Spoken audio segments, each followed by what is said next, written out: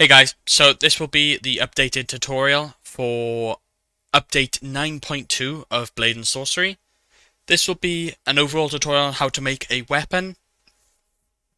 I will be going over all the points such as addressables, as well as going over Unity, how to install it, how to install the SDK as a whole. The first thing you'll want to do is you want to download Unity Hub. Once that is downloaded, it will bring you to this window here. You will have no projects yet, but you want to go to Installs, Add. So the SDK version will not be here yet, so you want to go to Download Archive, and you want to download the version Unity 2019.4.21. Because you have Unity Hub installed, you click on Unity Hub and it should install it directly to Unity Hub. I already have it here. Then you want to go to Projects, click New, name it whatever and whatever location you want it to be in. Then click Universal Render Pipeline. Then you click Create. It'll take a little bit to load and then you'll have something like this. In your scene you will have the sample scene, but I have created a default scene which you do through File, New Scene. Once this is done, you want to go down to the project, right click Assets, Show in Explorer. You have this folder here. Then you go back into your search browser and type in github.com/cosby/bass SDK. Once that is done, you should be brought here. You want to click Code, and if you want to do it through GitHub Desktop, you can do it there, or you can download the zip. Once the zip is fully downloaded, you can open it. It should be brought to bass SDK-master. Click on that. And all these files here, you want to go back into where you opened the assets folder. You want to go back, so it should be assets with library, packages, etc. You want to move all of these folders here, and then click Yes for replacing and merging the folders. Once that is done, your SDK should be ready. Now, you have to find a model, so you can either create one yourself or get one off Sketchfab or whatever site you use for models. For this one, I've created my own. So I got my model here. It has no textures yet, and I'm not sure of the scaling, but I'll make sure of that soon. So, the first thing I want to do is assign a new material. So I can either do it through right-clicking your folder, create, material, and then name it whatever, you can drag it on, or you can go to your textures. You can set up multiple folders for your weapons if you like, which you can do by right-clicking assets and create new folder. I will drag a texture, so I'll go to my URP lit, and I will drag the texture onto the weapon. It'll create a new material for me here. Then, with this, I can assign all the necessary materials. So I got my color map, which goes into the base map. My AO, which is my ambient occlusion, or goes into the occlusion map. I have my emission, which is used for imbuement, which I will put into here. I have my metallic, which I will move into here. And I have my normal map, which will go into here. And then you click Fix Now. So, now that my weapon's set up, I still have my emission map enabled, so I want to click on HDR down here and set the HDR color to 111. Now that is done, the model itself is set up. I want to make sure the scaling is correct. So, with the SDK, you can go to Example, Weapons, and you'll have the example weapons here. For scaling of this weapon, I will use Dagger Common, which is face down, so I will rotate it.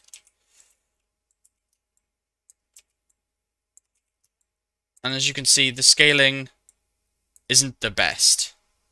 So what I will do is I will scale the weapon down just a little bit until it is a good size for a sword.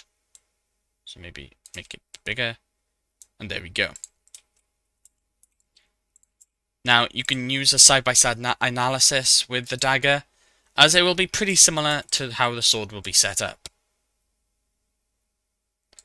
So now that we have our sword set up, we want to right click on the project and we want to create an empty. You'll name this whatever you like, so I will name this tutorial sword. Now I will drag my model under tutorial sword. I will right click the model and I'll unpack the prefab. Now that I've done that, I will go to the main parent, which is the tutorial sword. I will add the component item. It will create a holder point, a parry point, and a preview. So, for the weapon, under the item, I will add the item ID, which will be tutorial sword. I will then, if it's not updated automatically, drag the holder point under the holder point. And the parry point will probably set it up automatically, but I'll drag that under there anyway, along with the preview. The preview we will get to later, but right now, the holder point. Go up here for center or global. For this, you will want to click on global for local. And you want to make sure that it is correct. If it does not look correct here, you want to make sure that your model position is set to 0, 0, 0. The holder point is now fine. So you want to make sure that it is rotated correctly. So you can go up here for rotation tools, or you can click R. So the blue arrow will point to the floor when it is situated correctly in a holder. So you want to make sure that the blue arrow points towards the blade, and that wherever you want the holder to be situated next to, I will hold it down to the hilt. So now it'll point upside down when it's on a holder. The parry point is where enemies will have a main center point to parry with your weapon if they are holding it. So I will set it here, sort of at the top here. Now, I will want to first add a parry script. So I will name it parry, add component, parry target. So once you first created your SDK, you will have gizmos turned off, so you cannot see something here. But for this, you want to click on the little gizmos icon here, and it will bring up correctly.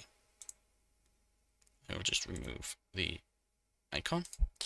So now with your parry script, you can enable point-to-point transform, which will allow you to drag it up. You want to make sure that the parry target is the complete length of your weapon. You can have multi-parry targets as well. So if you have an axe, you can set up 2, which is one for the handle and one for the blade. Now that that is set up, I will right-click on my main asset again, create empty, and I will add a handle. Handle is what you use to grab your weapon with. So now that you have the handle, you drag it down to the handle. Once that is set up, for easy way to set up orientations, go down to allowed orientations, click on size, click 4. So it'll bring down these options here. Now for this, you want to set the top one for both, and then just the allowed hand for the rest to be both, and the is default to be none for the rest. For element 1, 2, and 3, we want to set it up accordingly. So element 1 is 180 for Z, element 2 is 180 for Y, and then element 3 is 180 for both Y and Z. Now that that is set up, we can update to new orientations. As you can see, the rotation is set correctly. If we want to be able to two-hand this weapon, we can go up to the axis length and we can increase that which then it will give us the option to enable point-to-point transform to allow us to edit it like this. If you still wanted to have the up and down handle, you can then drag your handle into the release handle here, which make it so it'll only be one-handed only. Now that that's set up, we can edit the reach to be the size of the weapon. Or if you have set up colliders, which I will add in a second, you can click Calculate Reach right here. Now that the handle is done, I go to the main item, the tutorial sword, and I can change the item ID. It will update the handle automatically, or you can drag the handle in itself. Now I will add a fly ref. This is optional. It is great for swords, but may not be required for axes. So the fly ref, the blue arrow will point forward. So I want to drag it to sort of the end of the blade. Make sure it's set forward. The fly ref is the direction the blade will go when it is thrown. So I will then have to drag fly ref under here.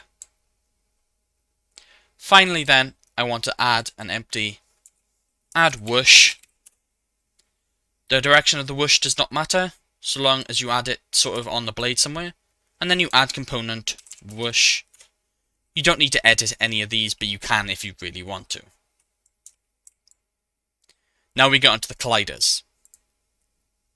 Colliders of the weapon is important as it allows us to, well, use the weapon as a whole. So I will create an empty and I will name it colliders. But I will name it blades for easy use later. So this will be known as our collider group. So I will add the component collider group here. Now I want to right click under the collider group, create an empty. You don't have to name it if you don't want to. And I will start creating some colliders. So blades will mainly be used for the blade of the weapon. So I will edit it as need be.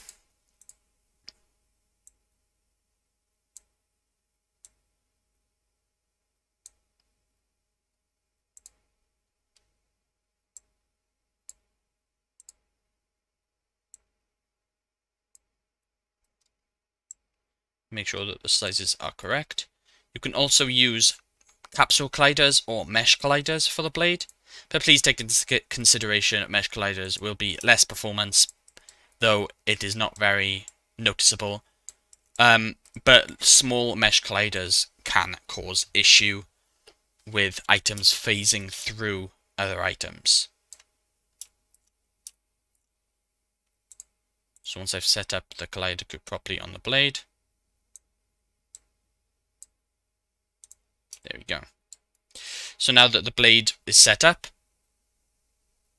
I can click material, click on the little dot, and it'll bring up the physics material box here. I will then make sure, because this is the blade collider, that I set it under blade. Now that that's set up, I will click back on the collider group. For the imbue effect renderer, I want to click Generate Imbue Mesh, and I will create the imbue mesh dedicated to the collider I've just created. Then for the imbue emission renderer, I want to drag the model of the blade onto here, and this will set up the ability for my weapon to be imbued. Imbue shoot is then set up for staffs. Blue arrow always points forward, remember? So if you want an imbue shoot, you can add a little game object at the top with the blue arrow pointing forward, and then drag that onto imbue shoot. Now that that is done, I will add another empty onto my tutorial sword, and I will name it handle. Now this annoying imbue mesh I will need to remove, so simply click on the imbue generated mesh and just untick the mesh renderer. Do not untick the game object as a whole, as it just simply won't work. Now that that is set up, I will create another collide group under the handle, but I will not apply any of these as the handle will not be imbued. Now that that is set up, I will create an empty under the handle. So I'll just name it whatever, it doesn't really matter what you name it. And for now, I'll just create simple colliders. So I'll create a box collider.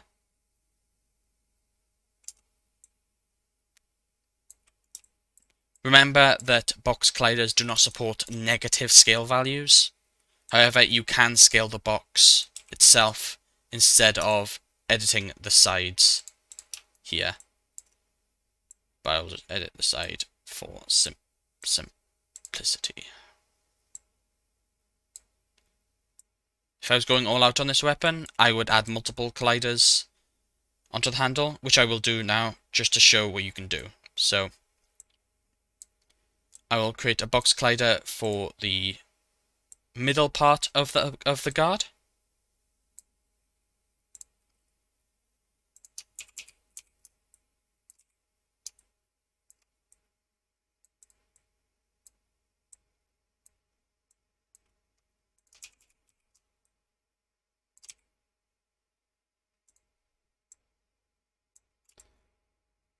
So now I have those colliders set up, and then I will also add the colliders for the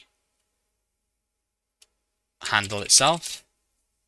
So I will add a capsule collider for this one.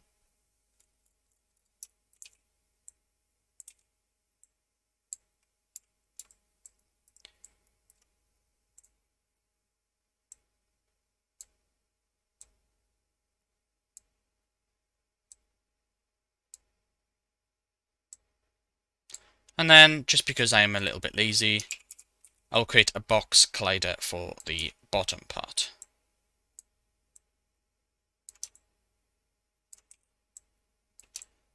Now that is done, I will make sure to assign my materials. So I will assign metal to the guard. Then the handle, I will assign wood. And then the bottom pommel, I will set to metal as well. Now that colliders are set up, I can add another empty to my weapon. I will name this one slash. So the slash damager is for, well, as simple as said it, allowing you to slash with your sword along with dismember. To set this up correctly for a sword, I will create a damager definition under slash. I will drag the blades collider group because the slash is going to apply to this blade. And for the blade direction, I will set it to forward and backward. Make sure that these arrows are correct here. Now I want to add a really small number for the depth, so I'll just add 0.01. And then for the length, I will set it to 1. It is a bit long, but since I've set a penetration length, I can now enable a point-to-point transform. Please note that the point-for-point transforms will be really screwy if this main game object here, scale, is not 111. The slash is now set up correctly. For slashes on daggers, I will get the axe common out just to show you.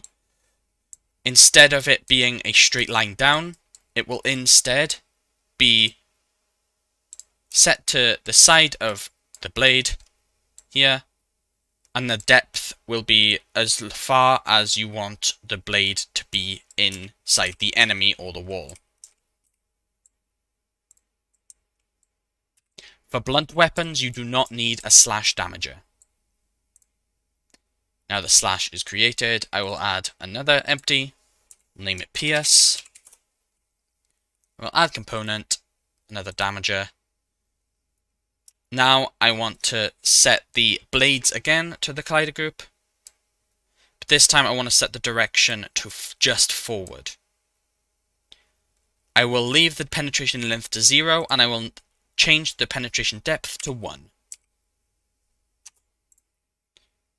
Then I will rotate it downwards and make sure that the arrow is pointing upwards at the tip of the dagger, but make sure that it does not go underneath the dagger, the blade itself.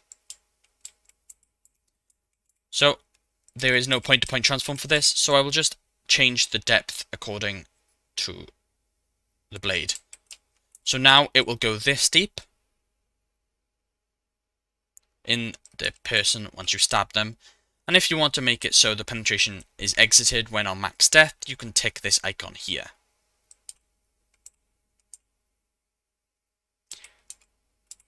Now that that is set up, just to inform, with slash, you can also set up to be forward only, and you can of course rotate it, or you can set it to all, so all parts of the blade will slash.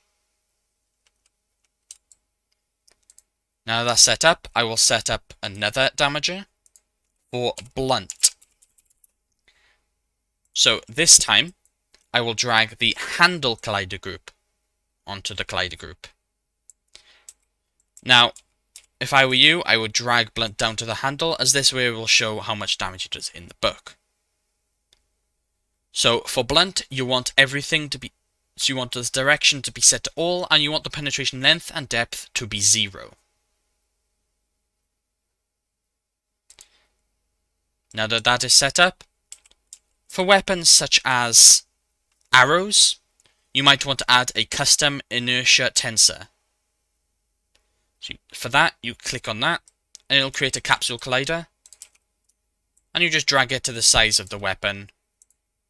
Do not assign a physics material, as this is just used to make sure Unity knows that this is a correct sword, and it will overall make throwing the weapon a little bit more precise. Now your sword is done. So you want to make sure that it is set up correctly. Now we need to go on to the fine points. So, to add blood to the weapon, we want to click on the model.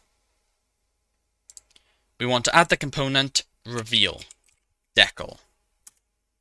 And I will create this here. This is the replacement to paintable.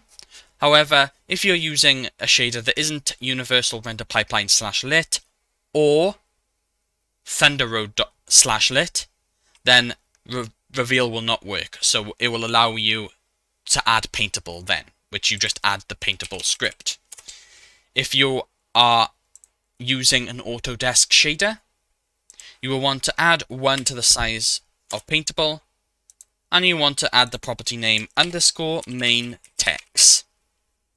However, this weapon is not using an Autodesk shader, so I will remove paintable. However, if it wasn't using URP lit or Thunder Road lit, or you didn't want to use reveal, you just set the size to 0 and just add the script and it will work. This is deprecated, however, and will be removed in update 10. So now we have reveal here. We want to go under materials. We want to go to examples, decal, and then we want to move the reveal material onto the materials. Now, this is set up incorrectly on my end, so ignore what I'm doing here. But the reveal material should be set none, none, none, none for base map, normal map, this one, and a mission map, as well as the layer R normal. And leave everything else as it is. So this should be here. So now we have our reveal material. We want to drag it onto the material here. Set the size to whatever you like. And then make sure that transferred maps is set to everything. Additionally, what you can do is you can have a reveal material and just create your own. It has to use the Thunder Road generated lit reveal. Now that that is set up, the reveal will now work. With these buttons here, you can set the mask width to full, which is 2048. However, for weapons, I advise you go to 512 or even lower to 256, as the higher it is, the more memory it will use. For type, you want to make sure it's set to default. Now that reveal is set up, we want to save this prefab. So to do that, we go onto tutorial sword, and we drag the tutorial sword into here to set up as a prefab. Just for clarification, if you use MSAOE textures here,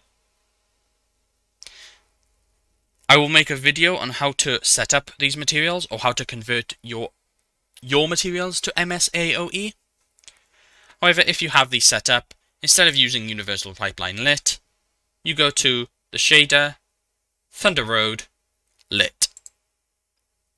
You then drag the base color under base map, the MSAOE under the metallic occlusion emission mask smoothness, and you drag the normal map under the normal map.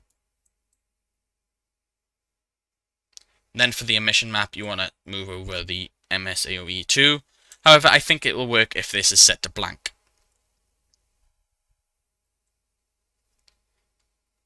And then you can adjust the smoothness accordingly, however you wish, along with the occlusion strength. Anyway, now that this is set up, we have our prefab. Now, when you click on the prefab, you will get these errors here. Ignore them. They do not mean anything. The only warnings you want to be careful of is if it's on the prefab itself when in a scene, which it is not.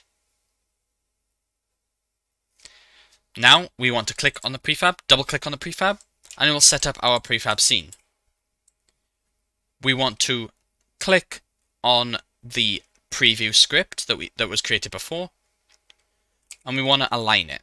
So, the blue arrow is what points towards you when in the book. So we want to drag it from the weapon, and just to make it look cool, I will rotate it so the blue arrow is now pointing, the light blue arrow is now pointing that way, with it facing towards you. So then, when we generate icon, you can see it's pointing in that direction. However, if you want to customize it a little bit, I want to drag it to this rotation instead. I also want to decrease its size. You just change its scale, and then generate the icon again, and it will set it up correctly. Now that the preview is done, save the model, save the prefab. Now we get onto addressables. So, for addressables, we want to go to Window, and we want to go to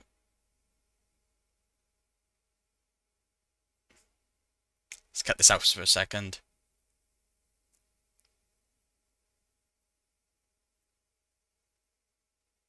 I need to cut this out while I remember where it is.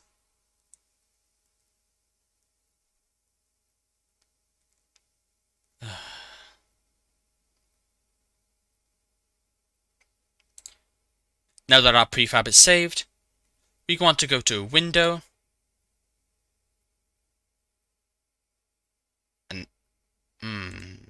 cut that out again, to check along, 20 minutes. Now our prefab is saved, we want to go through addressables. Addressables is how we export our weapon, so we're allowed to use it in-game. For this, I will go to Window, Asset Management, Addressables, Groups. Now we have this addressable groups up here. I will just drag it up here for easy access. Now we have our addressables. We want to right click, create a new group, packed assets. We then press F2 to rename it to, I'll just name it a tutorial weapon. Now we have that, I will go to my sword, and I will drag both my sword and the icon to this here. Now that that's set up, we want to change the names, so we can either right click both of them and simplify the addressable names, but But what I want to do is I want to set it up to make sure that it does not conflict with anything. So for this, I will name it drags.weapon.tutorial.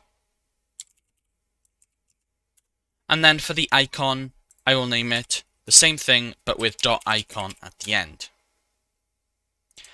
Please note that you can have multiple files and prefabs inside this addressable, and that will be no issue whatsoever, so long as it is named uniquely. Once that is done, we want to go to Thunder Road, SDK, and Mod Builder. Now that we have this set up, we will click on Tutorial Weapon, make sure that the game folder directory is set correctly, uncheck these if need be, and make sure it's export to game. Then we want to, this will create a folder on its own, so I will just name it Tutorial Folder. Then I will build and export and save. So we must save the scene, so I'll just name an example for now. Now, once that is being set up, we want to create a JSON for our weapon. So I named its tutorial folder. So now I will go to Blade and Sorcery, where the mods folder is. Ignore all of my mods.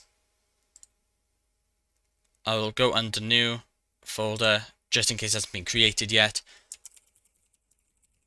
And I will name Tutorial Folder. So this is the folder which now it will export under. Depending on the size of your mod, the shader variants may take a while.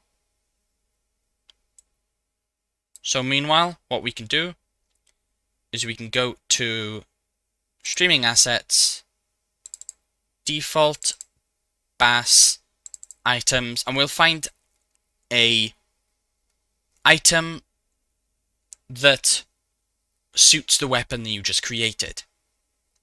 So for this, I will copy the short sword common, go back to my Streaming Assets folder, mods, go down to Tutorial folder. As you can see it's been exported correctly, and I will paste.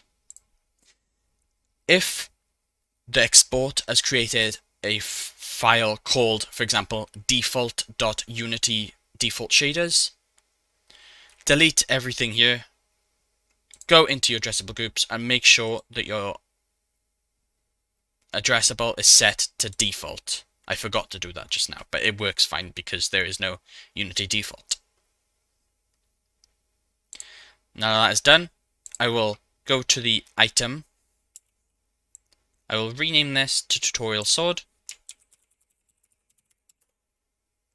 I will right click, edit with Notepad++ preferably, but you can edit it with Notepad as well. Now that this is set up here, you want to make sure that the ID is unique, so I will name this to Tutorial Sword Drags. Change the localization ID to something unique too, so just name it the same. For the display name, it can be whatever you want, so I'll just name this Tutorial Sword, along with the description.